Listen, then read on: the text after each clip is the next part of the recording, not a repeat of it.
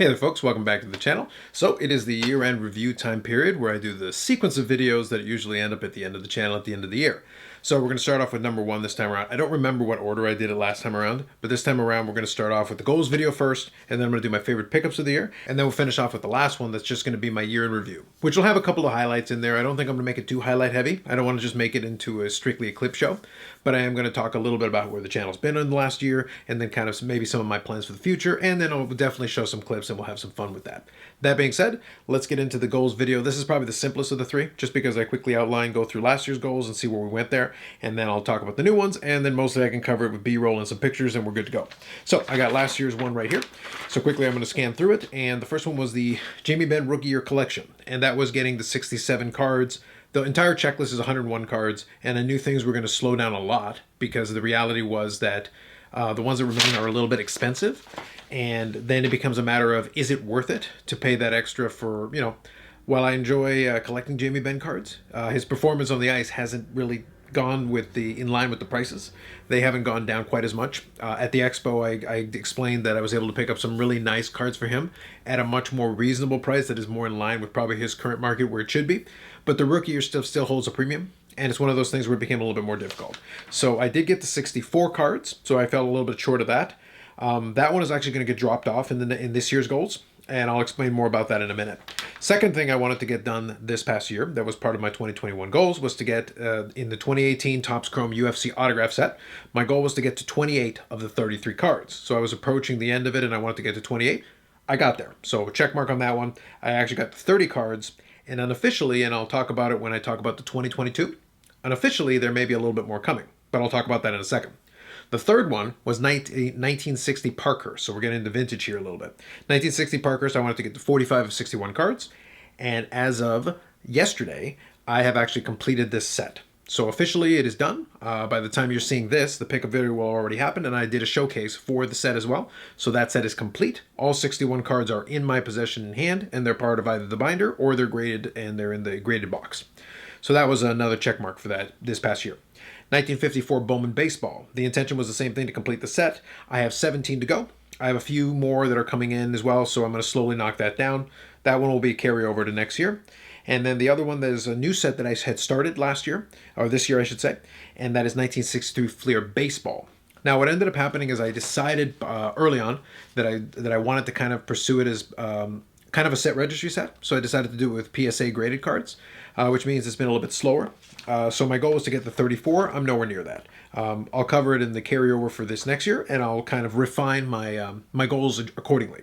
And that's kind of the thing. You come in with an idea of what you want to do, and then as you go along, you say, okay, does this still make sense? Do I want to modify it a little bit? You got to be a little bit flexible with that. So that one I didn't make. So I did make 3 of them. I did make 2 of them, which is okay, because the way the year worked out, I was able to accomplish some things in the collection in other categories. And then also in the new year, I'm going to kind of outline what my strategy will be for the new year.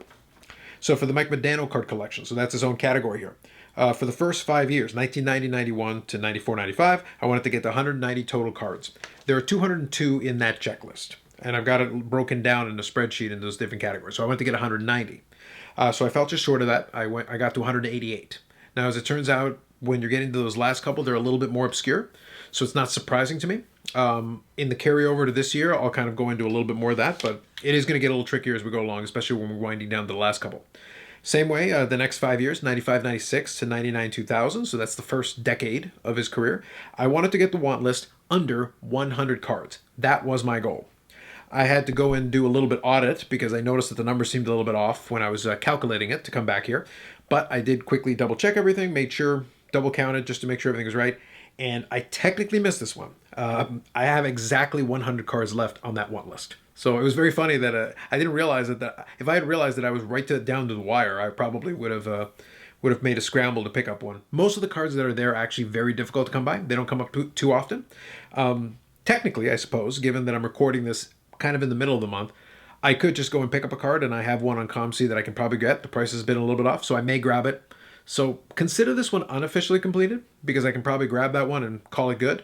But I'm going to say technically I fell. I'm going to give myself a no. If it's a tie, I'll say no for a tie. The other goals were directly pertaining to various card counts. So I said overall I want to get to 2,000 plus unique cards. I finished the year with 2,256. There may be a card or two that comes in, but the big packages are already done for the year. But that was still really good. I definitely blew past that number. And just for comparison, I can tell you that I started the year in January the 4th was the first mail day I recorded here with 1,704 cards. So I added over 500 to the card count. So that'll come into play a little bit when I get into the New Year's goals.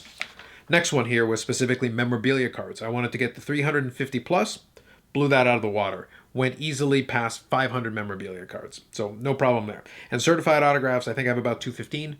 The goal was to get to 175 plus. So that's a check mark on that. So the first two Modano goals just fell a little bit short. Really got right to the wire. Like I said, the 95-96 to 99-2000. Literally, I fell right on the line.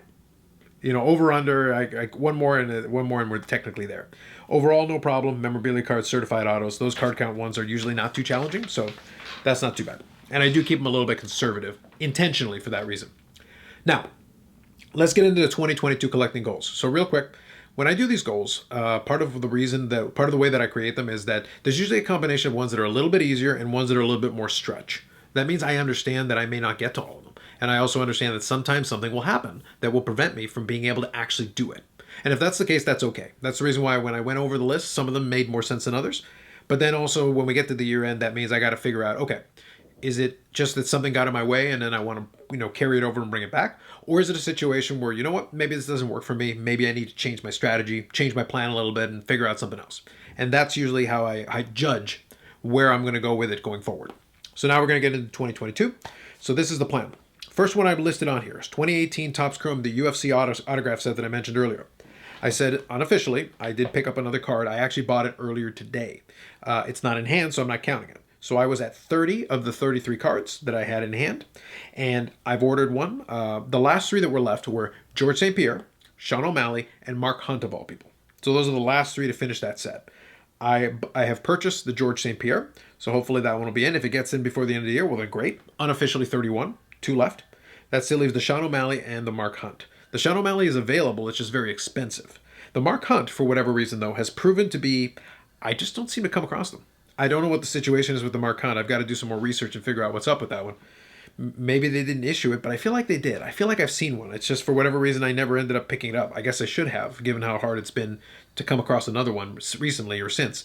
So regardless, in order to try to finish the set for the year, I'm going to have to, suck it up and just get the Sean O'Malley one. And then that leaves the Mark Hunt. So it's just a matter of tracking it down and hopefully it's out there somewhere and I can find it. But if I can do that, then that set's complete, and that'll be a really fun showcase video to do with the completed set. Second one is a new set that I just started towards the tail end of the year, but it's one that's relatively easy to do. It's not so bad, but it's a cool looking set, and I like it. 1996 Topps Mystery Finest Refractors. So I added some more in this most recent mail day and the one before that. So right now I'm at 15 of the 26 cards in the set. It's very doable, but it's got Griffey, it's got Bonds, it's got a lot of the great hitters of the 1990s and a lot of great pitchers of the 1990s.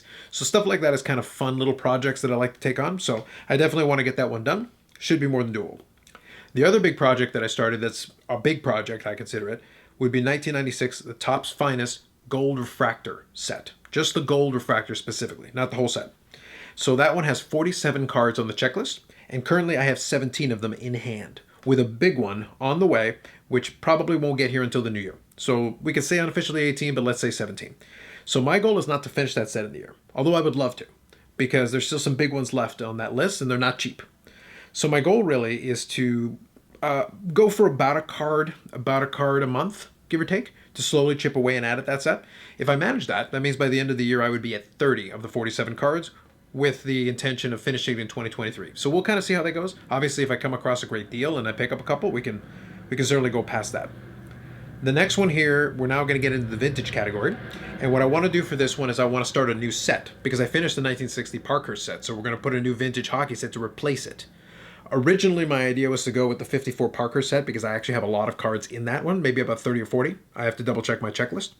But the truth is, it's a set that I'm still interested in doing, but I'm not as excited about it.